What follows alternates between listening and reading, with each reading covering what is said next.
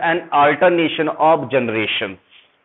ठीक है, life cycle and alternation of generation in a sexual plant, sexual reproduction having a two different types of phases. They have a different two types of phases.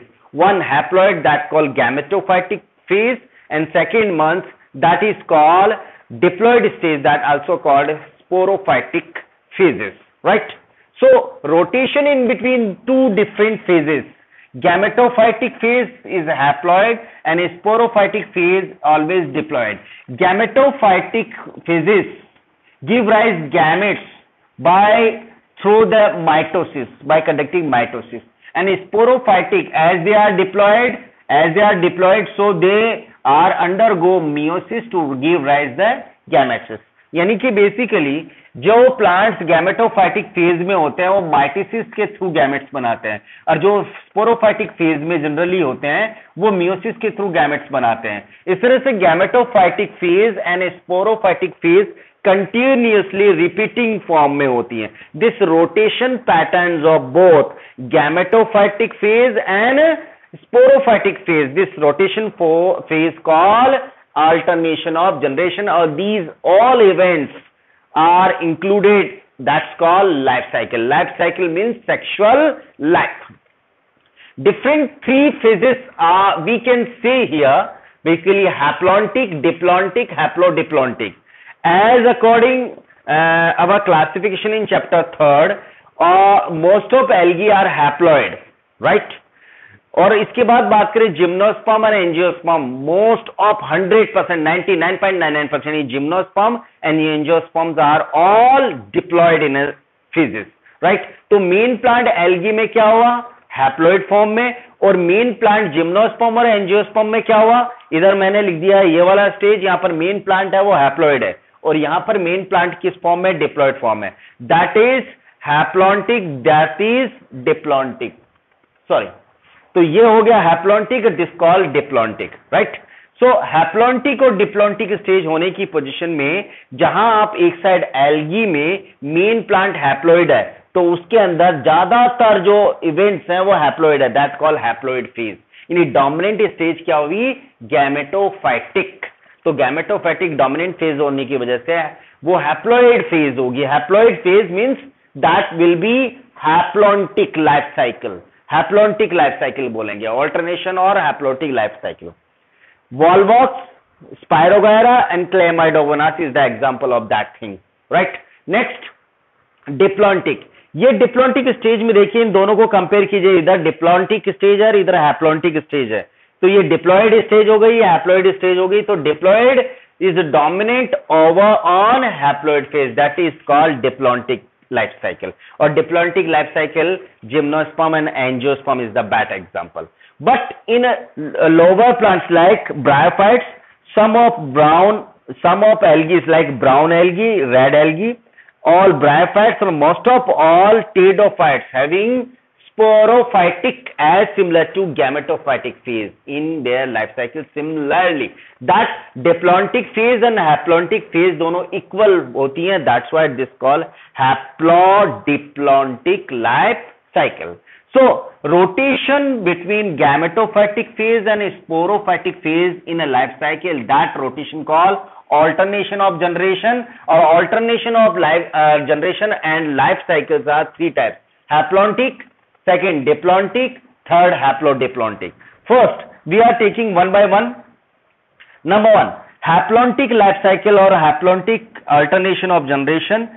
Main plant gametophytic body में होता है, haploid form में होता है.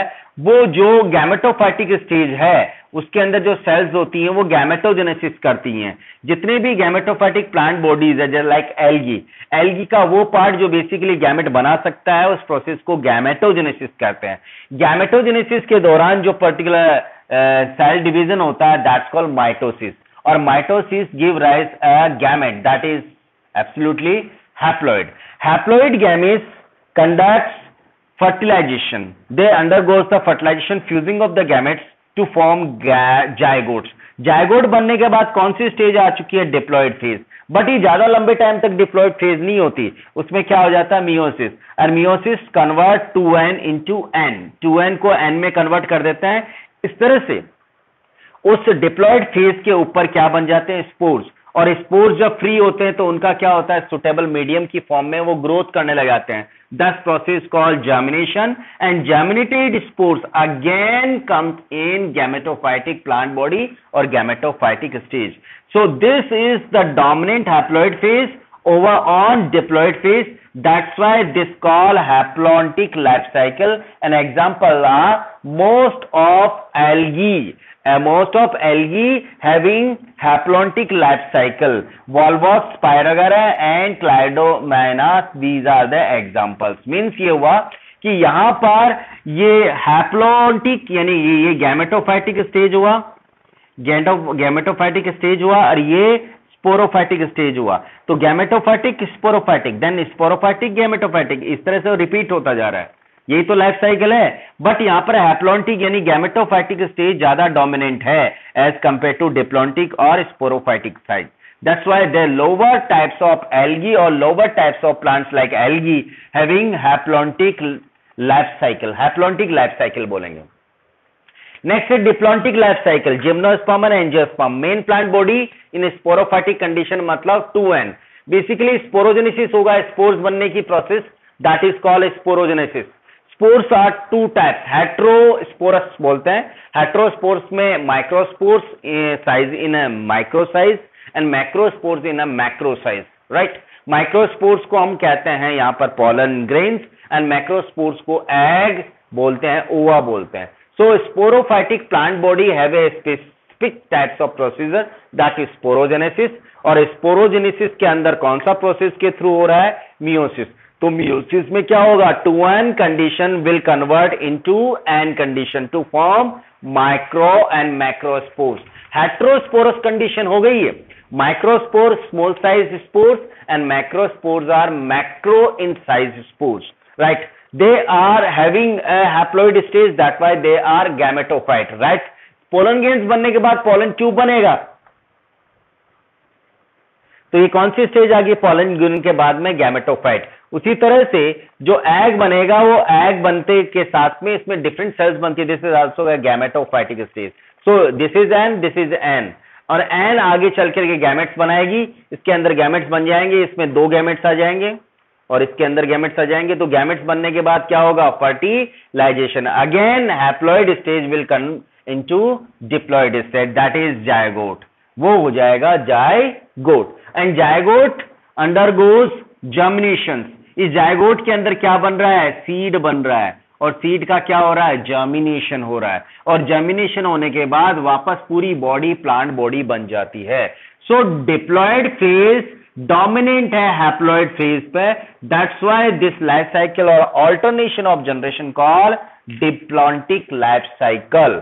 Gymnosperm and angiosperms having this kind of life cycle or alternation of generation, right?